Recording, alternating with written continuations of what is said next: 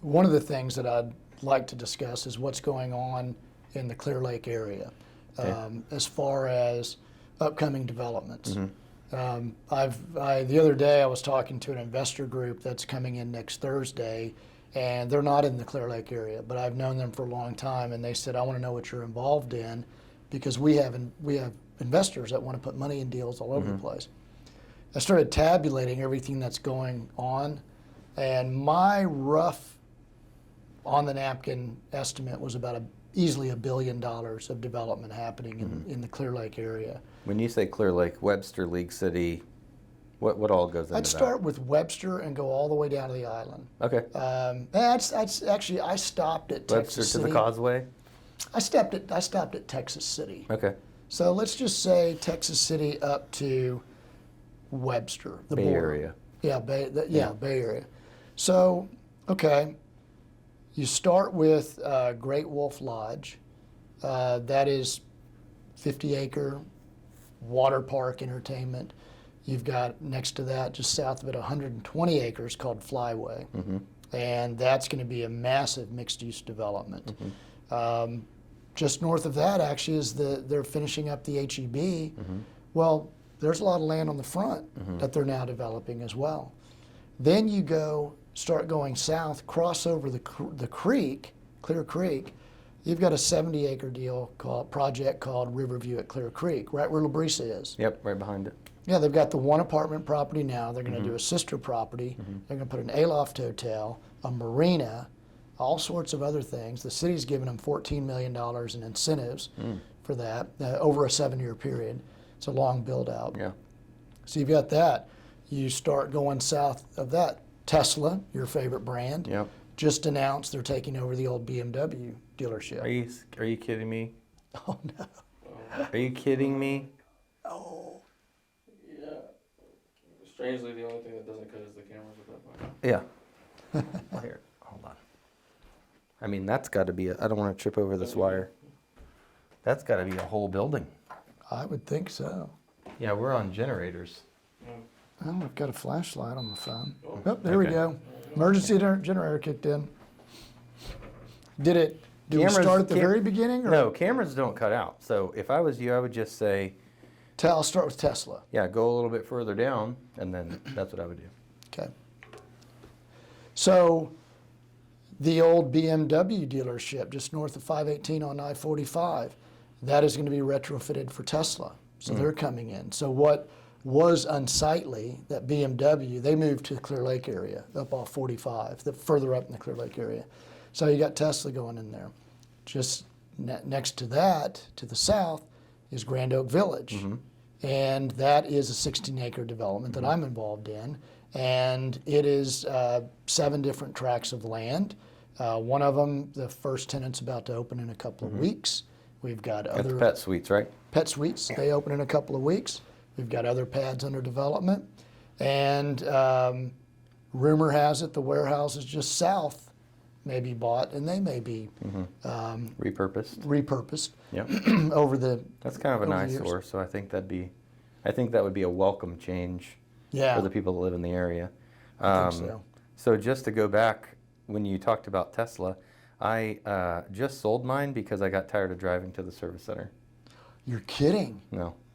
Really? Wow. So I guess maybe I'll have to repurchase it. Wow. Wow, okay. Yeah. Every time something was wrong with it, they used to do a lot of mobile service for my vehicle. But as soon as I got the new one, everything had to be done at the service center. See, I thought they It's did really a lot far. I thought they did a lot of online updates. They do, but anytime you had like replace the windshield wiper, or I need a new tire, or I got to fix this camera, on the older model, it was all done remotely. Like they would come into my office, fix it in the parking lot. But with this newer model, everything had to go back to the service center. It's all the way off Westheimer. Ooh, So wow. I was like, I'm done with this. Like whenever something's more convenient, maybe I can return to this brand. But for now, I'm out. Yeah. So that's nice to know. Yeah. So Untimely for me, but yeah, really. maybe I can come back around later, because I really enjoyed the car. I just didn't like going so far for service. Yeah. And then, Grand Oak, I am probably 3 sets of drawings away from turning in permits Oh, to good. try to start construction in that same. I that same intentionally didn't development. mention it because I didn't know if it was a secret still. Yeah, by the time this comes out, nothing's a secret. So, Yeah. But yeah, I mean, we're excited to be in there. We're excited to just own something. Commercial real estate is something that you're very versed in, but for me, it's first run at something. So I'm learning a lot about drawings and Yeah. Yeah. what the hell. Yeah. They've got to be messing with something.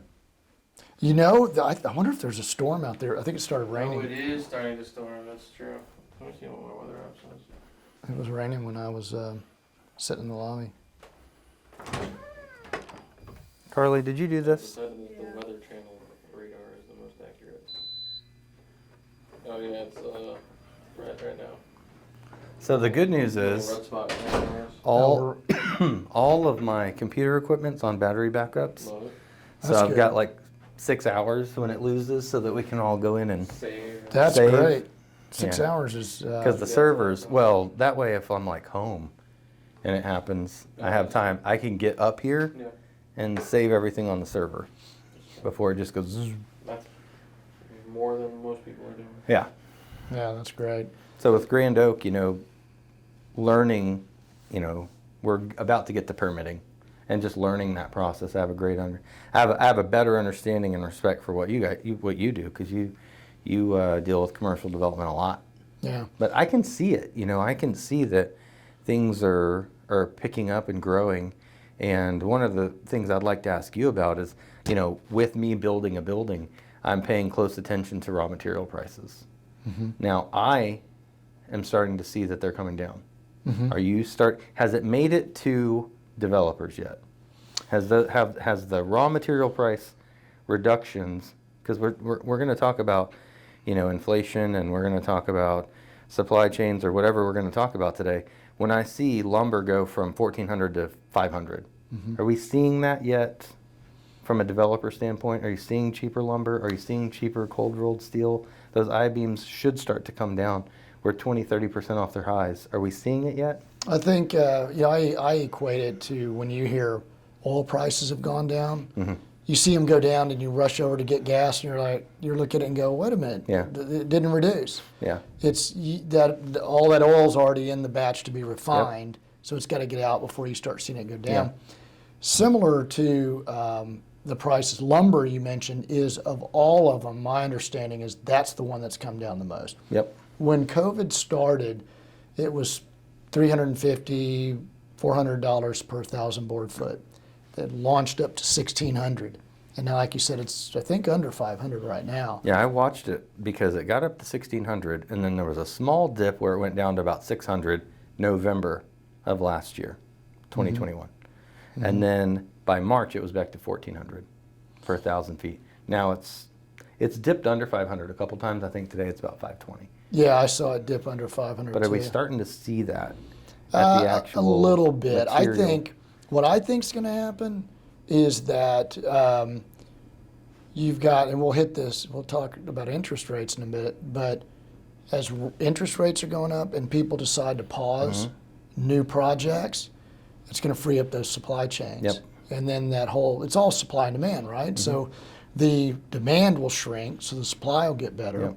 So then Prices so will then come it comes down. down. So then one thing that I think a lot of people don't hone in on is it's a United States, actually a world issue on the supply chains, but a lot of developments in the north, when it gets very cold, they don't develop as much as we do Right. down Prices here. drop. So there's that too. Yeah. So I think we are going to There's a get more seasonal price relief. drop. Seasonal price drop. So I think we're going to see more. Right now, I don't feel like it's made it all the way through just yet, but I do believe it's around the corner. It's not going to be massive, but I think it is going to start coming down somewhat. So take, for instance, what I'm trying to do right now is I'm trying to sprint to shovel ready. I'm just trying to sprint to shovel ready so that can I get to shovel ready by the time it does come? Because we're going to get some relief, right? Maybe in the winter. Can I get to shovel ready by the time it's winter so I can close on my construction loan and get a decent price? Because just my building went up 65% 65%. construction Wow. costs Yeah. from November 2020 to March 21. Well, if it makes you feel any better, put yourself in the shoes of someone who's building something to lease out, and you've already pre-leased everybody. Oh yeah, You can't go to them and say, No. "Hey, rents went up. Do you mind paying $30 a foot instead of 25?" just kidding. I need you to pay this now. Yeah. Yeah, no, that's a worse spot to be in. I mean, we're going to own or occupy the whole building, but expecting to pay one thing and having to pay 65% more is tough to stomach. Yeah. So even if we can get that down to 40% more, that's a win for us. Mm-hmm. We're going to pay higher rates on it, Right. right? You get a double whammy. You got increased costs and higher rates. Yeah. And at first it wasn't, but now that Fed's pushing, right? Mm-hmm. If I don't get some relief on price point, I do get the double whammy. Mm-hmm. So if I can get a little bit material cost break to bring the overall budget down, and I pay the higher rate, I'm probably still paying the same as if I would have built it in March. Well, and if it's available to you to re-engineer a little bit, Mhm. maybe use some different materials, Yep. a little bit more lumber, a little bit less steel, whatever. I think That can- lumber's come down enough to where you have to at least look at it. Mm-hmm. Yeah, and the main thing, of course, down here is hurricane-proof it. Make sure Yep. it's still as solid as you need it to be. But Mm-hmm. yeah, I mean, we've looked at re-engineering a few. We had a daycare we're trying to work to put on our northern lot at Grand Oak Village, and I went back to him. I said it's not doable anymore. I had an out clause. Yeah. I'm going to build it. They're going to lease it. Mm-hmm. And I went back to him and I said it's not feasible anymore. The numbers, we lose money. Yeah. On No this deal. feasibility. And they said, hold on, we really want to be in League City. Let's work with you. Let's do a different design, a different layout, and you can use different building materials as long as it's still got that look. And it's the same look for our development, Mhm. in general. So, yeah, we're trying to work with them, and I've increased their rent, and they've been okay with that, which tells you they had a great deal in the first place. 'Cause they're like, yeah, we can raise our rent. Well, I think everybody's deal in 2020 sounds really good today, Oh, yeah. right? I was looking up something yesterday on interest rates, Mm. and I saw an article that said, yeah, it's great to have rates at 3% or whatever, and you just realize it wasn't that long ago all these wonderful things with rates and construction costs were going on. So, Yeah. I mean, it was so easy to. I mean, the access. Everybody wants money at 3%. mhm. Everybody does.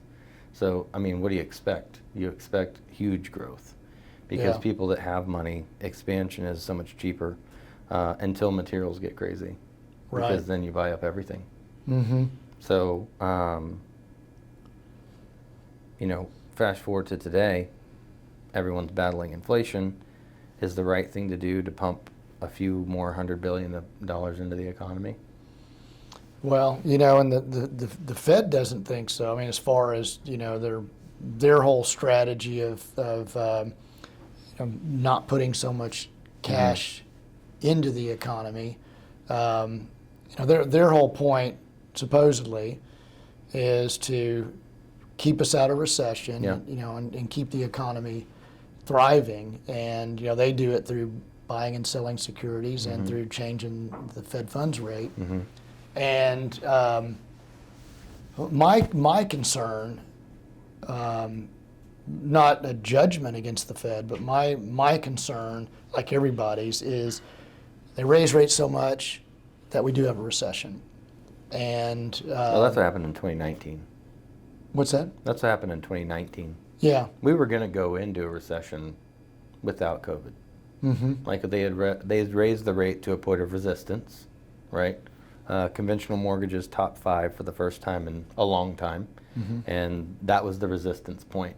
Everybody was like, things were starting to slow a little bit, and COVID, quote unquote, it was a terrible thing, and I wish we didn't have it, but what it ended up doing with Fed rates and everything else and bailouts and rescues and all of the things that they tried to do to keep things turning is it created this just explosion Right. for the real estate world, at least. Other industries, not so much, right? But absent COVID happening, we were going into something. end Yeah. of 2019. And only 4 or 5 months later, COVID happens, and then, we have this delayed response. But I think the biggest knock I have on the Fed, and look, I don't want to play armchair quarterback, but they're slow to act. Mm-hmm. You're supposed to raise it as it grows. Not in 100 basis point. Not wait chunks. until inflation's run away and then go 100 basis points, right? Yeah. When you call 5% inflation transitory, you're wrong. Doesn't matter what kind of economist you are. 5% is not transitory. Yeah. We know that. And those numbers are behind. Mm-hmm. Right. So they're likely to be worse. Yeah. But, Americans see it at the pump. They see it at the grocery store. They know that it's bad, Well, and it's funny, the two things you just mentioned at the pump and at the grocery store, that's the biggest, probably the two biggest items that are measured in inflation, Yeah. And I look at it as sort of a COVID-related inflation to a degree. I mean, when COVID ended, the pent-up demand just got unleashed. Yeah, 100%. And When prices rise. Well, you made money super cheap, you made access to it super easy, and then you pumped a bunch of it into the market. Mm-hmm. So everybody had money to spend, pent up consumer demand. Mm-hmm. Consumer confidence is high because everything's cheap. Everybody's just trying to get money in. And we had just pumped $4 trillion of it in to the economy. So this was always going to happen Mm-hmm. based on what actions were taken. This was always going to happen. Yeah. Now, is the right thing to do to completely try to keep us out of a recession? I don't think a recession has to be a bad thing. I don't. I just think that you can't have $5 eggs forever Mm-hmm. because we know that wages don't go at the same rate. Wages are higher, but they're not on par with inflation higher. Yeah, they're not 8.5%, 9%. And I'm not ready to take a victory lap on inflation yet, because when you pull out core goods and gasoline, core goods and oil, it actually still went up on this last report. Right. If you take those two big things, and fuel was 80% of the reduction, Mm-hmm. there's a lot of reasons to use less fuel, right? Yeah. You mentioned seasonal, right? When we go into the fall, we're going to use less fuel. Mm-hmm. We don't have to cool our homes as much. All those things factor into fuel charges. So, but when people are having 100% increases on their energy bill, that hurts. Yeah. When they can't fill their gas tank, that hurts. Mm-hmm. And now we're starting to see a little bit of unemployment. So it'll be interesting. But I think when you strip out those core goods and oil, and the numbers still went up, it makes me not ready to take a victory lap yet. I don't know that we're out. Yeah, and I think that you also had the surge in oil because of the war. Sure. So you've got these things that aren't normally in the economy that have happened, COVID and the war. Yep. Ukraine not being able to ship wheat. It's not like they're the biggest player, but they're something. 5-10%. It matters when the whole world has a 90-day food supply. Yeah, yeah. So you've got those factors. You've also got the infrastructure bill. All of a sudden, the government now is building stuff. They're competing for those goods. So They've those got more things- money. Yeah, yeah. And so I think a lot of people talk about recession. That's on everybody's mind, but I don't think it's just recession or not recession. It's what type of recession, how deep of a recession. There's no way in the world it'll be the Great Recession, but No. maybe the quote soft recession, or so. It just kind of depends on what happens. But if our inflation goes from, if my numbers are right, went from like 9.1 to 8.6 or something, just recently, we still got a long way to go to get to 2. Yeah. So. Well, so for interest rates, right? So the Fed's not buying mortgage-backed securities at the level that they are, and they're wanting to sell off their balance sheet, which creates no liquidity Right. for mortgage-backed securities. So for someone that sells servicing, there's no premium, right? So that causes an issue for rates to continue to go up. And then if there's no premium and there's no liquidity, and we know that the Fed's going to be aggressive in raising rates, we don't know where to price loans. Because my 4% loan that I sold in March is worth negative 2% now. I'm losing money on the servicing of that loan, so we don't know where to price it. So that's why you're seeing the yo-yo, because if we think the Fed's going to go 100 basis points, we got to raise rates half a point. Right. And then if they go less, then you start to see us sell some of that back. You'll start to see that 10-year sell-off, because now we know it's not 100, it's 50, or we know it's not 100, it's 75. So you get that temporary reprieve until we get the next set of huge economic numbers, which is why you keep seeing rates go like this, because no one knows where the liquidity is going to be. No one knows where the right place to buy mortgage-backed securities are right now. You know, and they flood in and out of the bond market like they're stocks. Right. Because everything's going up and down all the time. So that part, you know, when you look at ceilings and floors of resistance for mortgage-backed securities, it was this wide, and in the last 60 days we've got it to something that feels manageable, but the support floor, there's nothing there. If we break out higher on 10-year Treasury mortgage-backed securities, there's really nothing to stop it. Yeah. There's nothing to stop it from continuing to go. So I called 6.5 would be the high. I still think we have a chance to get there. 6.5 on loan, like residential loans. I called that would be the high. We got to 5.83.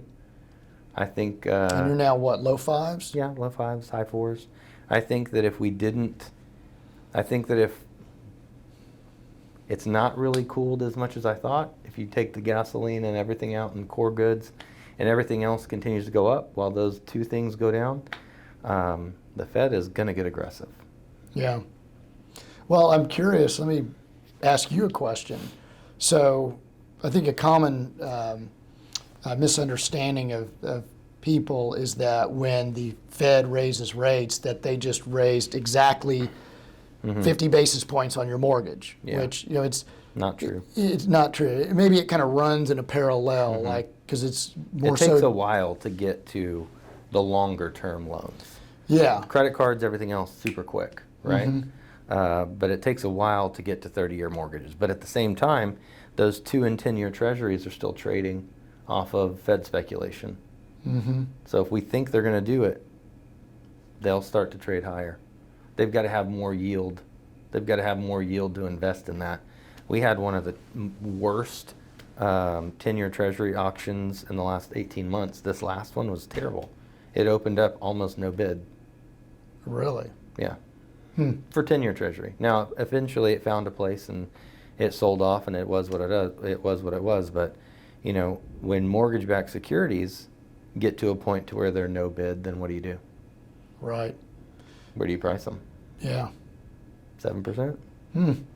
That's it's interesting to hear where you sit and where I sit. I'll tell you what happens from my standpoint.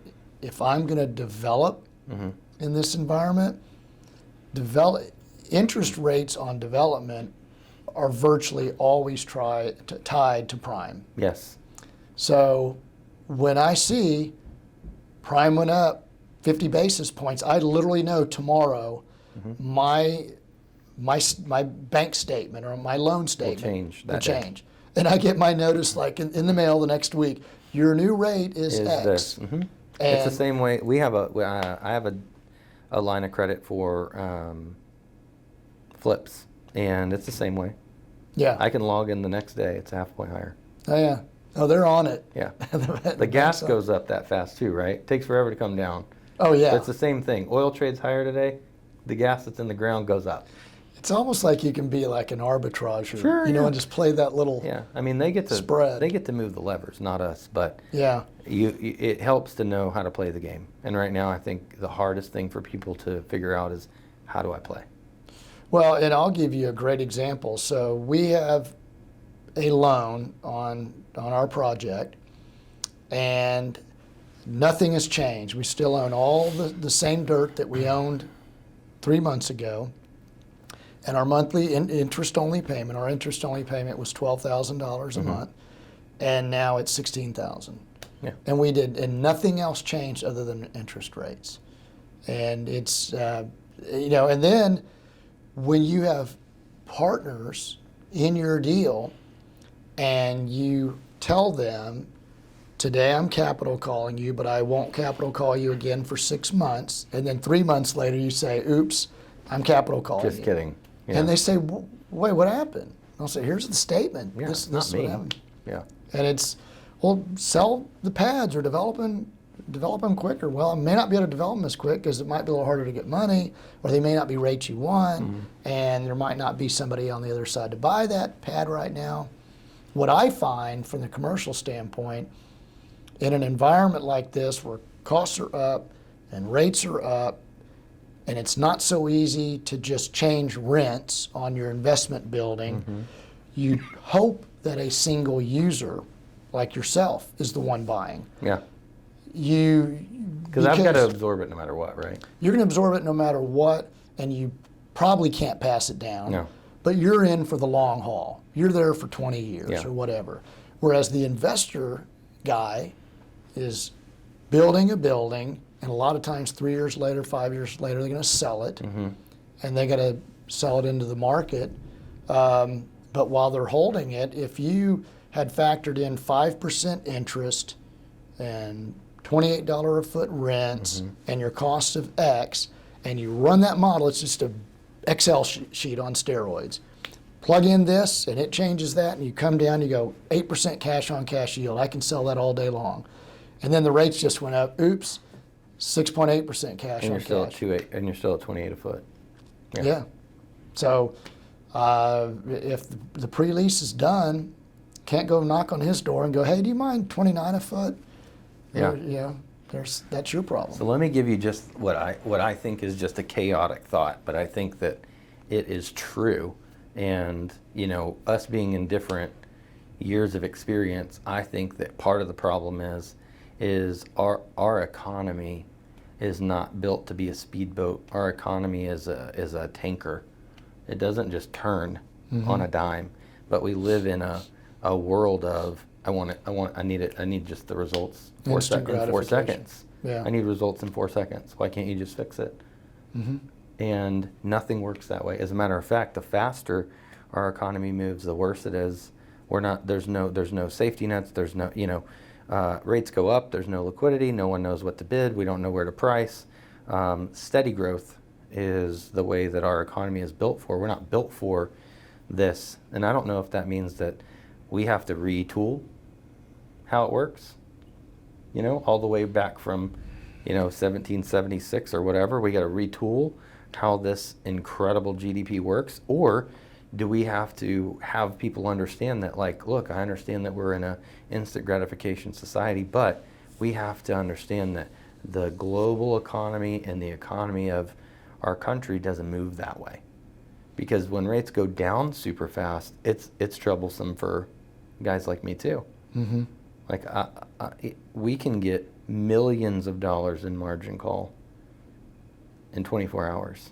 Because you have just a big warehouse line of credit or something. Well, so what happens is let's say I tell Fannie Mae I'm going to sell you $100 million in servicing at 5%, right? So they do all their stuff on the back end. I'm going to get this group of loans at 5%, and then rates go to 3%. They want that difference until you deliver the loans at 3%. Oh, wow. They want it now. It's like a margin call. It is a margin call. That's exactly what it is. So that's what happens when things go down quickly, and then if they go up quickly, we don't know where to price. No one knows what the value of servicing is, because I don't know if tomorrow it's going to be 8 or if tomorrow it's going to be 5. So what is the value of that servicing? If I don't keep it for X time, I don't make my money back anyway. I'm going to get an early payoff. If I get an early payoff, that's not profitable. So that's why you see rates go up super quick. Well, it's interesting, right? When you said that about do we retool and how things happen so quick. I just had a flashback, and I remembered before the internet. I mean, before the the proliferation of it. Let's say, I remember in my young career, I'd started putting money in my 401k. And every quarter I'd get my statement. And every day I'd check the mail and I'd think, man, how long is it going to take for me to get my quarterly statement? Well, now people literally are online checking their stock every single day. Sure. And if it went down that one day, wow, should I sell? Yeah. My Tesla stock went down. Maybe I ought to sell. We've become day traders in our mind. Yeah, I mean, I like to call it a Robin Hood society. Like everybody has a Robin Hood account. They can trade anything at any time. And if they make $50 today, they want to sell it. Yeah. And that's not how our economy was built. Our Yeah. economy was not built for 19-year-old investors being able to put $150 in and out of a market in 4 seconds. Right. Not built for that. Well, remember. But that's what we're in now. Yeah. I remember, I think it was when the dot-com crash happened. I think it was in 2001. Leading up to that, I mean, if you went out and created a company called Steve.com, you'd get money. Yes. Somebody would pour money into your Yep. half-witted idea. Yeah. Just Because it's on the internet. Because it's on the internet. Yeah. But Warren Buffett sat there on the sidelines, said, nope, I'm investing in McDonald's and Ford, things I can touch, things I can see. I don't care about Fred.com. He also likes dividend stocks too. Yeah. And tech companies at the time were not dividend paying. And yeah, exactly. Well, and they don't even have any money to pay it because they're Right. all losing so much. Well, they all make billionaires and no profit. Yes, exactly. So Buffett's sitting here going, everyone is looking at him going, you're so old and so out of touch. Just, Grandpa, sit over there on the sidelines while we make some money in the tech Yep. world. And then, boom, it just crashed. I mean, I remember I had an account with Merrill Lynch. Not a lot in it. But the broker, my broker, Steve, coincidentally was his name, Steve said, I am allowed to sell up to 100 shares of stock to any one of my clients on these IPOs. And it was just, Because Merrill is probably brokering the IPO. they were probably underwriting the Yeah. whole security or something. Yeah. And so they typically, for whatever reason, they'd come out at like $15 a share. Yeah. Something like that. So I'd get, I'd pay him $1,500 and it would go public. I remember one day there was a stock and he told me, I'm going to get you 100 shares of this. And I was at work and at 9 a.m. it went public. And at 11 a.m. he called me. And he said, hey, I just want to let you know, I tried to reach you earlier, but you were in a meeting or something, and but I sold that stock. I said, you mean the one that went public at 9? And he said, yeah. He said, I got you in at $1,800, and I sold it for $11,000. Yeah. Yeah. It's trading at 87 a share. I'm out. Yeah. Yeah. I said, you've got to be kidding me. So we went and put a down payment on a car. Yeah. You know, and it was ludicrous. We had Penny, my wife was in this bunco group, and the lady was always showed up, and she always talked about her husband who was in sales in IT. And one day she came in with a case of Dom Perignon for the bunco group, started opening up the bottles, and she said, I'm celebrating. Yeah. My husband got shares, and he is now worth $100 million. Yeah. Tomorrow. And she goes, oh, by the way, I'm leaving the neighborhood. Yeah. I'll still come play bunco with you, though. Yeah. I'll host. Yeah, really. Yeah. That's So a new house. but I agree. I think there's no way in the world right now that you can put the horse back in the barn and tell people, just be patient.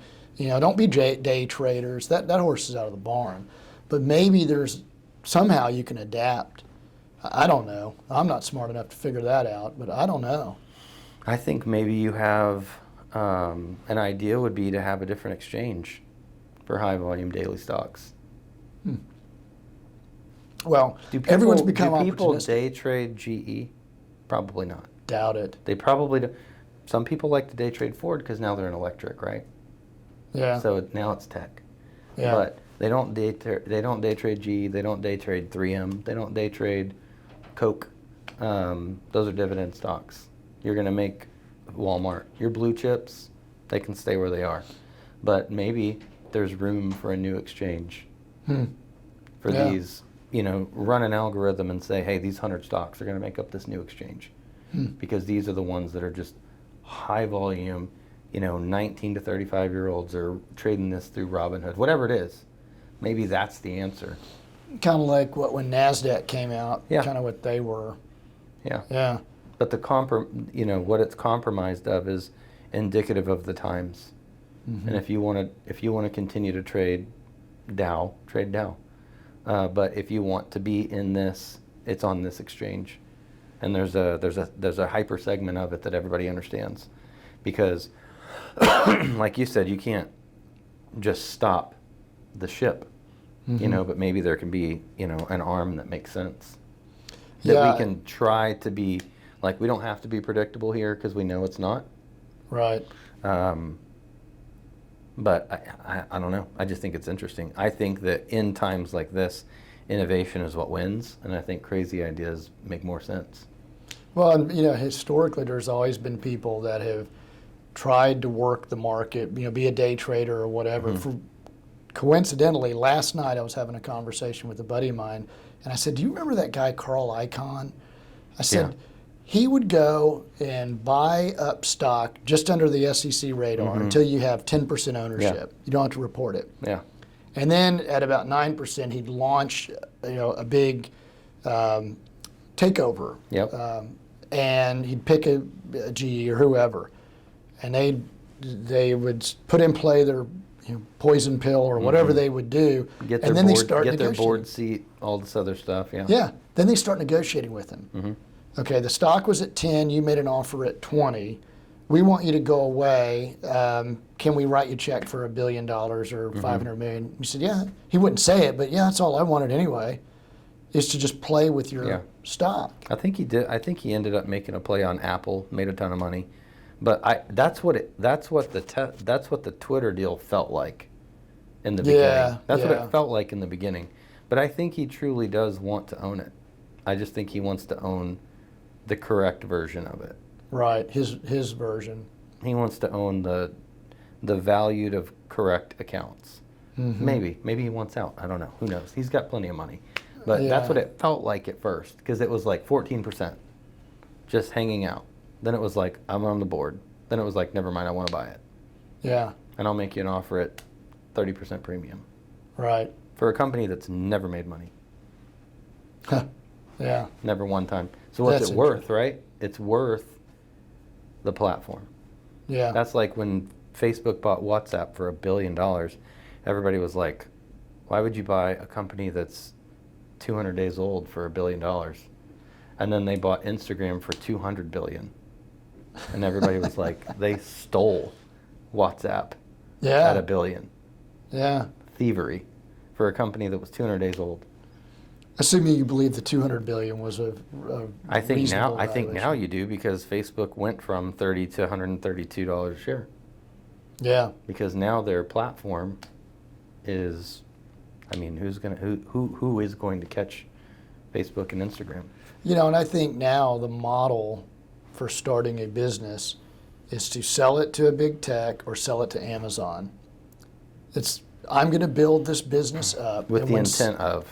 Yeah, when someone takes notice of me, whether it's Amazon more in the hard product and tech over there, whether it's Facebook or whoever, I think a lot of people, that may not be the first motivation, but I think a lot of it is, hey, if I'm successful, I'd sell out in a heartbeat. Yeah, I don't think we live in the structure of go get a job, work there 30 years and retire. That's not it. Everybody's an entrepreneur. Yeah, there's no Thomas Edisons out there that want to. They may be inventors in tech. I think we still have innovators, because I still think that every day there's something new or a new way, or data is really the highest currency on the planet now. So how good can you aggregate data? How well can you create a system that helps Google or Amazon or Facebook to aggregate data in a way that makes them more leverageable? And if you can do those things, you have $1 billion company.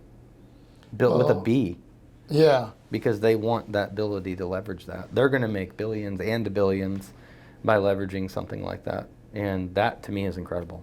Well, and you think, you said data is the biggest currency, and I totally agree. And you look at the how fast it changes. Forever and ever and ever, it was the greatest generation, and then this generation. It was always kind of these 20-year blocks. My daughter's going to be 26 years old this year, and probably about 2 years ago, she was talking about this next generation is driving her crazy. I mean, she's talking about people that are 6 years younger than her, 8 years younger. Yeah. It's because it's the velocity of change happens so rapidly, it kind of begets itself. This tech thing, this Facebook platform then spurs the thought, oh, well, I could have an Instagram thing, or or WeChat or whatever, and it just the velocity is so much quicker. Yeah. So when you think about it, like Facebook in general, because I have young kids, right? They're like, Facebook's for old people. Oh yeah. Instagram's for moms and dads, and TikTok's ours, so stay off of it. Yeah. That's how they feel. And that's good because I don't want to be on it. And then they anyway. want Snapchat, but they don't want you on Snapchat. Yeah. You know what I mean? My daughter has So- 2 Facebook accounts. Yeah. So it's interesting. Until she quit her Yeah. the one that she cared about with her friends. Yeah. She has the family one just to let us Yeah. know what's going on. But Yeah. But the other one's private or yeah, whatever. for all of her buddies. No, I get it. And then they just lose interest in that because, like you said, it's for old folks Yeah. anyway.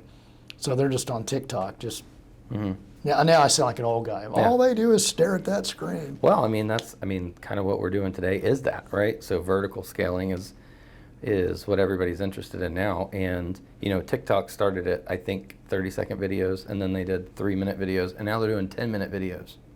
Wow. On a platform that was literally, how many 30-second videos can I consume in a day? Yeah, Now they're going to have 3 and 10-minute videos. that's nuts. So it's crazy.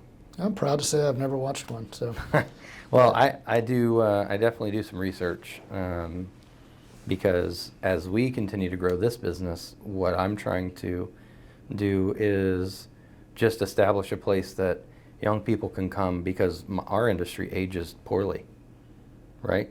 So I'm trying to find young people and have an already established marketing platform that they can plug into, so that they want to be here. Because for me, what I'm for when I think about legacy, right?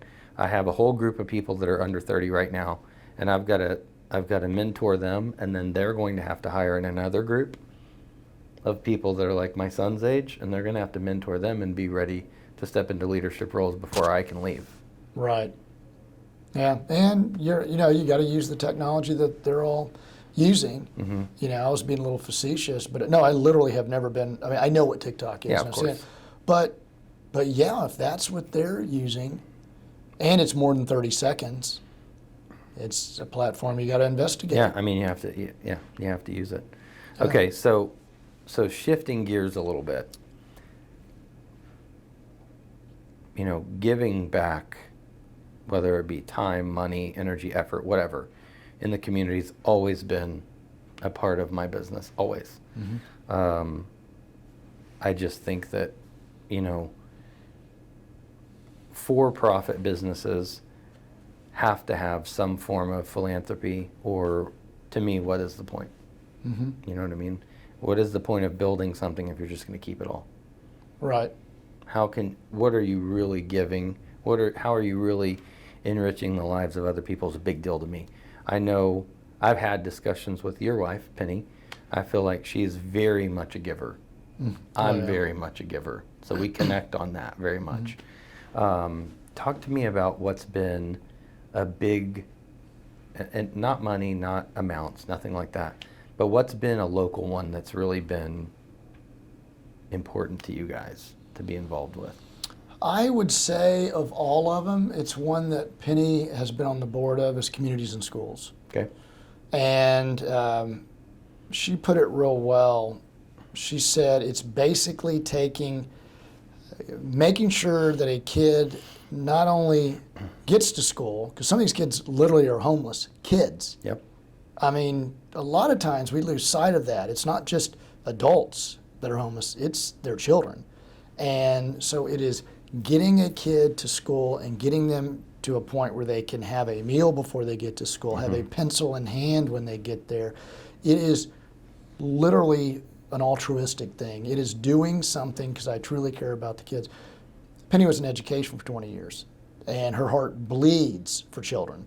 And so I think that, and I watch it with her, and she's 99% of it. I get involved wherever I can, give money for be in the golf tournament or do this or that. But she is on the calls all the time, and it is passion.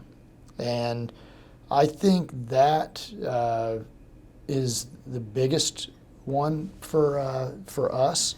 You mentioned local, but this one's on a national scale, but it's hugely local in Galveston.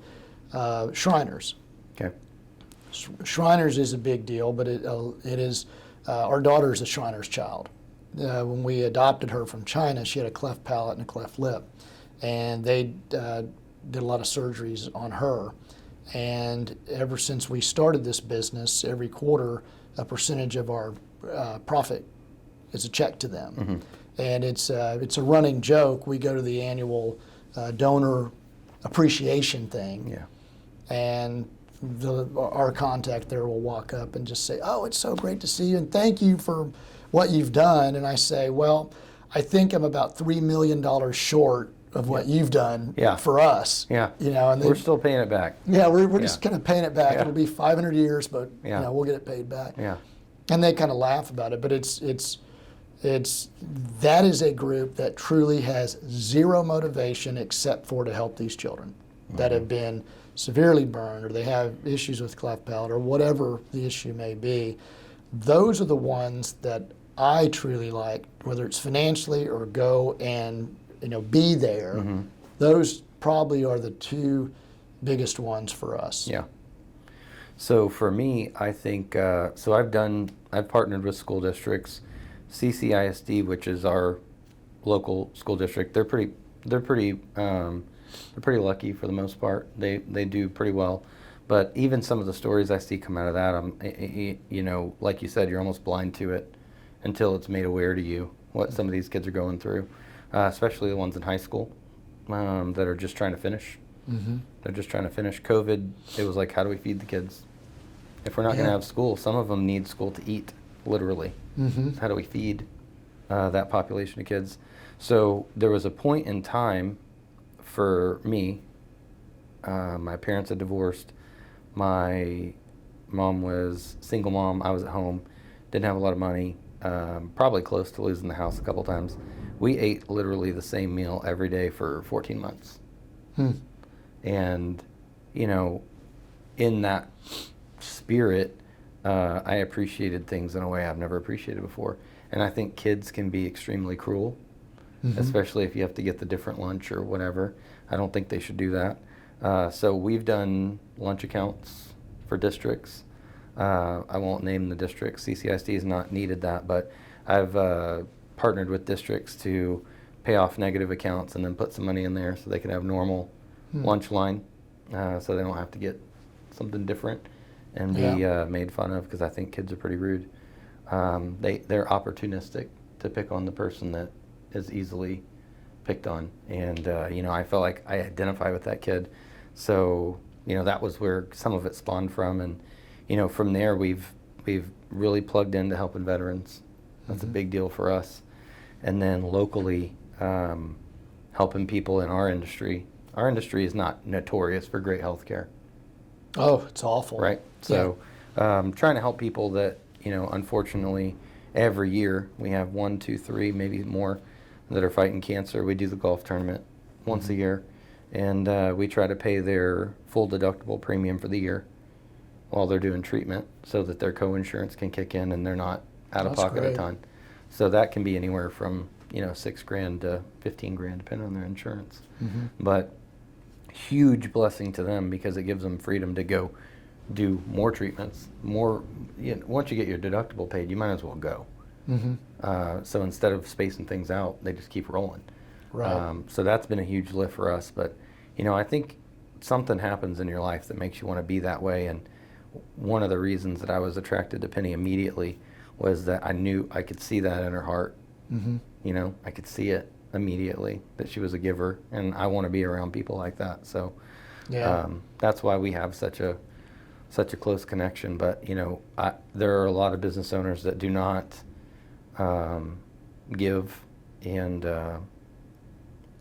I don't share a lot of stuff, but I do want to have people see it and hope that that changes their mind Mm-hmm. when it comes to giving back. Like, a lot of our giving is static, but having our own 501c3, most of the grants and help that we give people is found within our group.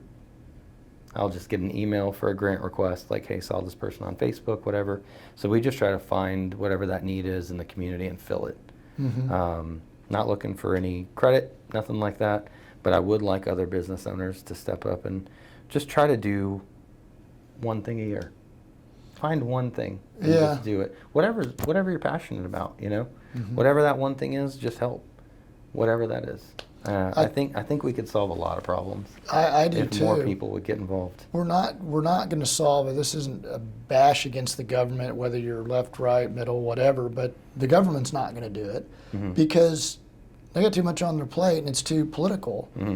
So we, the businesses and the people, have to do it.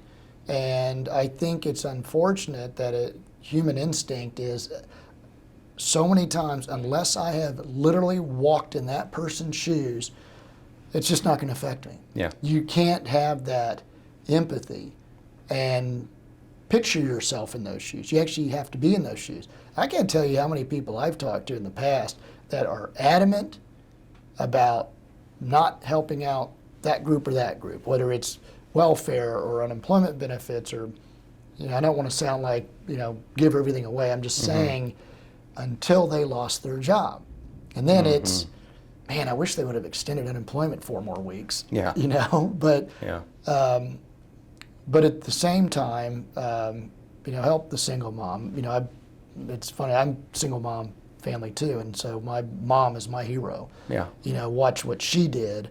And I look at it and I just think, a lot of people don't understand what it's like for that kid who's eating the same meal every single day forever. And children don't have empathy. That part of their brain literally is not No, it developed. doesn't work. Yeah. Till their 20s. I mean, Yeah. there's studies that say until you're in your 20s, it's like when your parents lecture you, why would you go and bully that kid? And they look at you like you're from Mars. Yeah. Well, what's the problem? Correct. Yeah. Because their brain hasn't developed. Sure.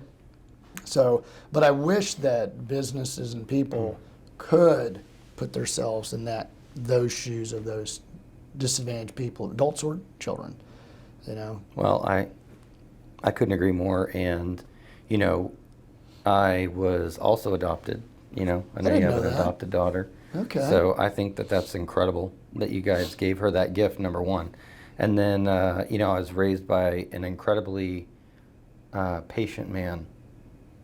And so I tried to learn as much as I could from him. He died very young from cancer, which is probably why we do the cancer golf tournament.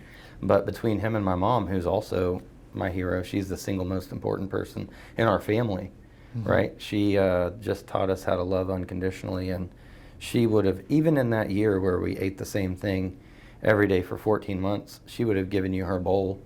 Yeah. If she thought you needed it. Just the kind of person she is. So if you don't have an example in your life like that, or if you've not walked it, I know it's hard, but I get more out of giving than the person receiving it, 100%. Yeah. Yeah. I So agree. I think that if people would just give it a chance and give from the heart, they would realize that they're getting way more than they're giving up Yeah.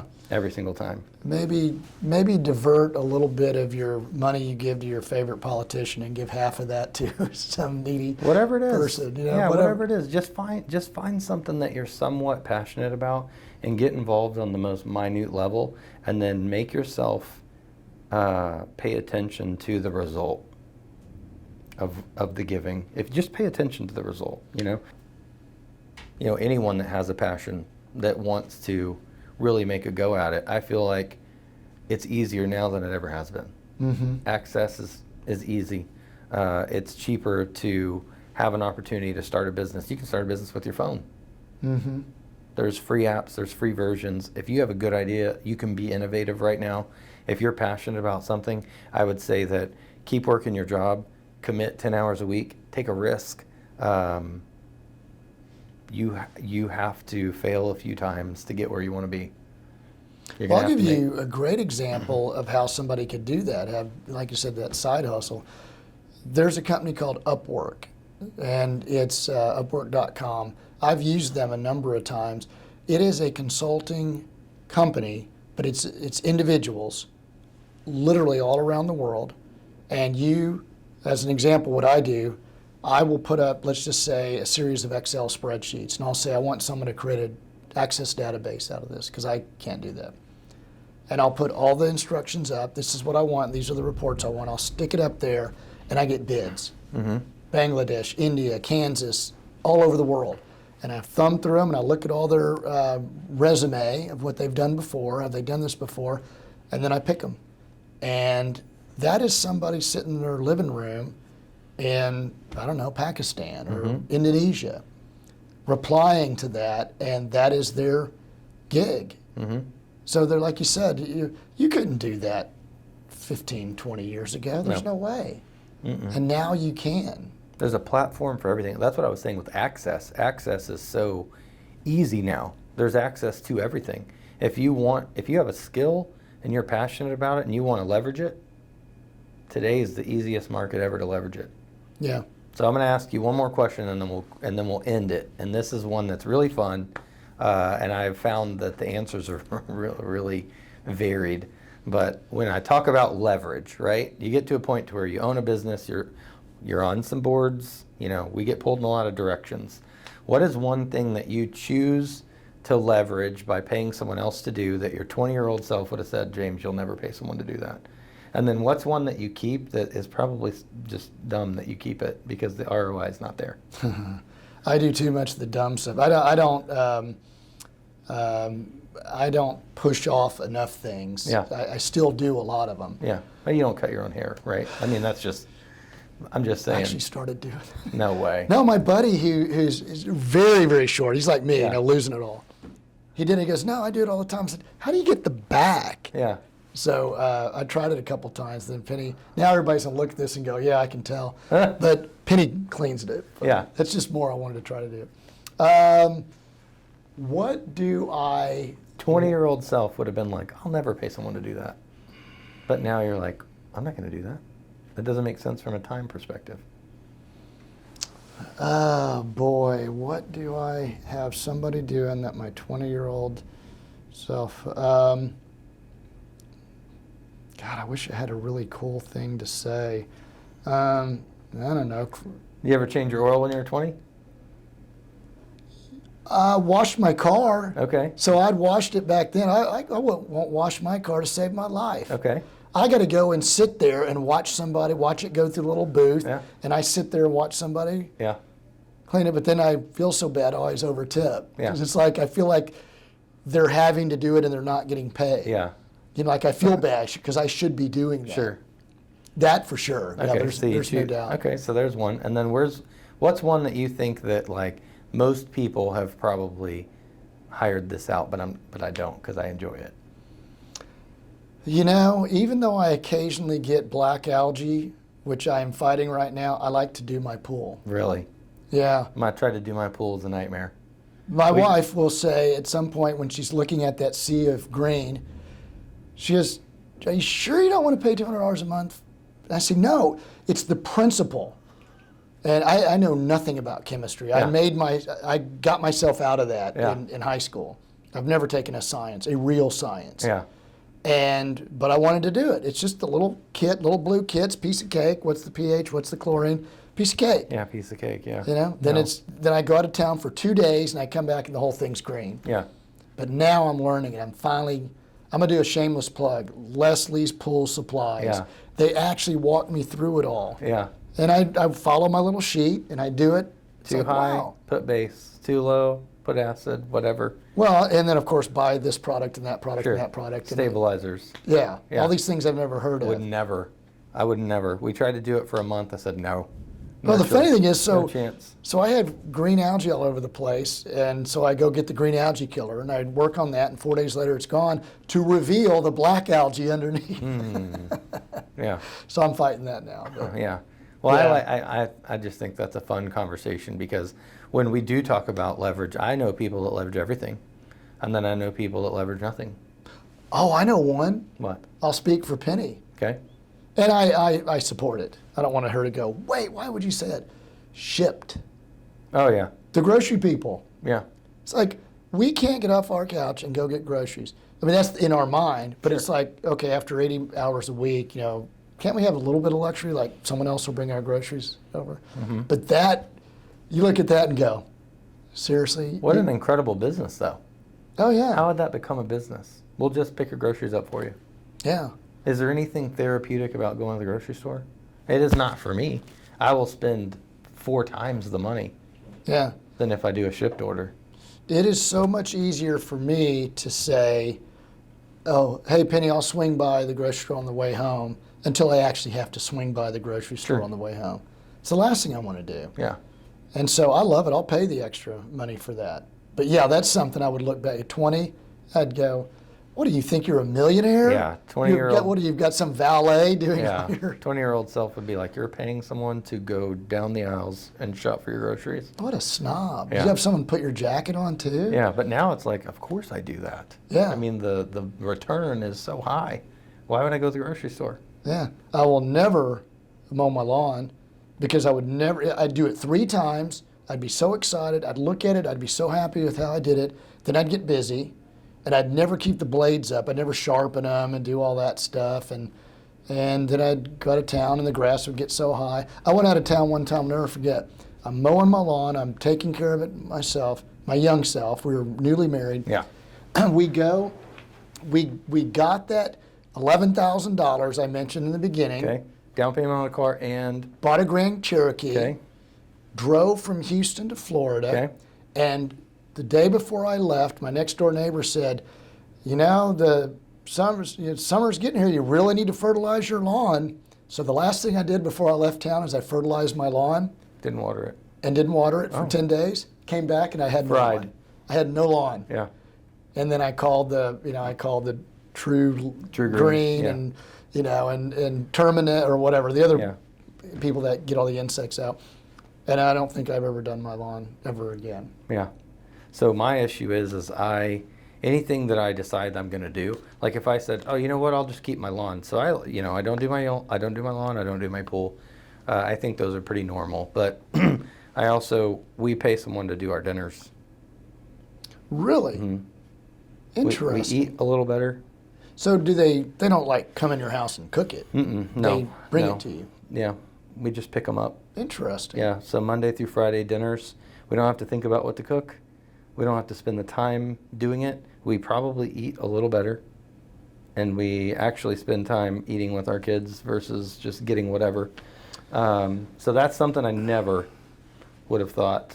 So theoretically, if at Grand Oak Village, Mm-hmm. walking distance from where your building will be, there was a business that made pre-prepared Oh meals. yeah, they would get my business for sure. Okay, Because I'll let him know that. I am that type of client. I understand the return on that time is high for me.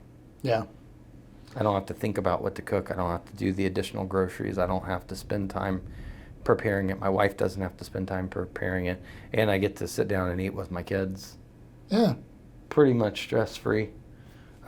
So that is something that I never thought I would pay somebody to do, but I really enjoy the return on that leverage. Well, go the extra mile and eat on paper plates, and you don't have to clean the dishes afterwards. Yeah, well- Save that time. Yeah, anybody that has kids has bought paper plates, I'm sure, but Oh yeah. and then the other one is, for me, it's not a singular thing, but I'll just pick a project or two every year, and I'm like, I'm going to do that. Even if it would have cost Oh, I do that all the time. I just minimal. never do it. I changed out my garage door opener, and it took me 4 hours on a Saturday. My time is probably worth way more than that.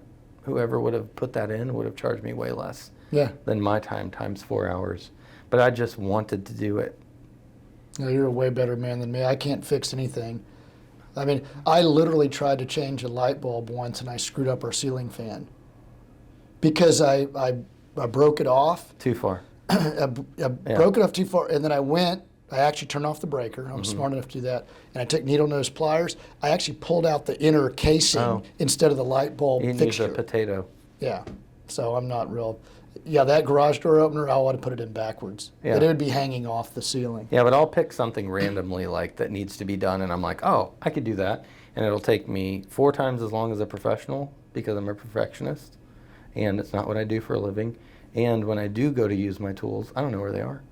Oh, yeah. Mine are all Because rusty. whatever the last project was, they all went into a bag, and then I might need those tools, I might need something else. Yeah. So, But I don't that's know. good. You grow by doing something, and that's why it's so satisfying. yeah. I'll 4 try hours. to make my son help me too for part of it. Like, come hold this or do this or whatever, you know? So he's not thrilled about it now, but years later he'll be telling the story. Sure. Well, So me and my it'll- dad put in our own garage door opener one time. No, not really. I helped my dad. I helped steered him, the right way. Yeah, yeah. I made sure he didn't get the wrong wrench or whatever. Yeah, Yeah. that's cool. I Yeah. like that. And then, how many ballparks have you and your daughter went to? That's my favorite story. Yeah. I think this year, Seattle, which was last month, was our 18th. Okay. So we've been going every year to a different ballpark. Are you hitting when they get a new stadium? Do you have to go to the new one too? Or do you We just, Or do recognize. you just check it off for that team? No, you can't check it off. You Okay. can't do that. Like, case in point, she went to the Rangers ballpark, Yeah. the second one of 3. The Yeah. very first one was the old, Yeah. like, bench metal seats way back in the day. And then ballpark at Arlington. Ballpark at Arlington, There you and go. now Globe Field, Yeah. maybe. But we went to the one in between, but she hasn't been to the new one, and she's been to Busch 3, but not Busch 2 or 1. Okay.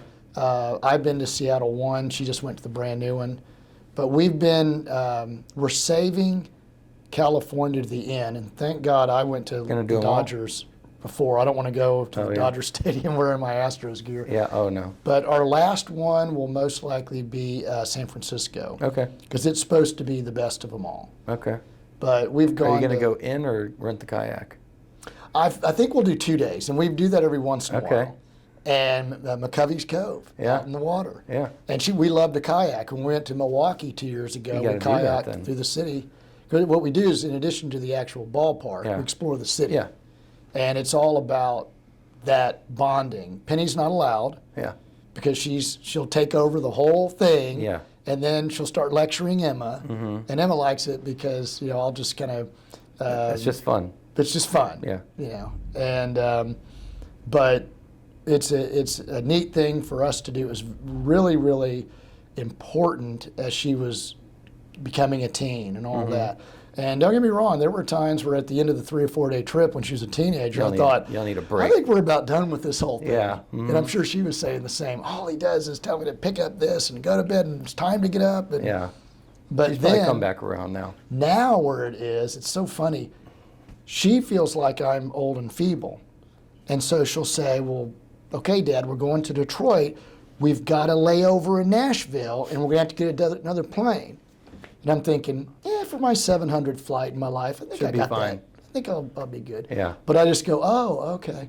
And Penny always harps it on me. She goes, don't challenge her on it. Just say, okay. She wants to feel good that she's now taking care of you. Yeah. We walked up, we went to Utah and we hiked. Went up this pretty darn treacherous thing called Angel's Landing or something. Okay. And you're holding a chain, single file as you're going up. And literally if you fall, you're dead. Yeah. And so I'm just waiting to kind of move up fast. And Emma's in front of me and every once in a while she'll look down and go, Dad, are you okay?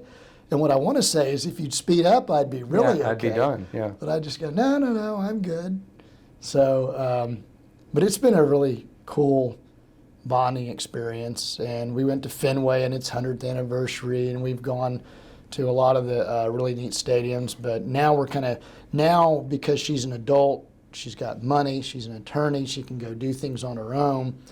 I'm taking her to the last spots that she would probably never think about for a vacation. Okay. She's not going to go, wow, I'd like to go to Minnesota Yeah. or Milwaukee or Pittsburgh, Have Cleveland. y'all been to Philadelphia? That's where we're going this next year. Okay. We Tons of history. oh my gosh, I've been Y'all there already with Penny. y'all already went to the National Stadium? That's one of my favorites, Yeah. actually. Kansas City is her favorite of all of them. My favorite's Wrigley, just Okay. because it's History. Wrigley. It's They the didn't history. even play a night game until '96 or something. Yeah, it was was was a pretty late. while for Yeah. sure. But then we've got.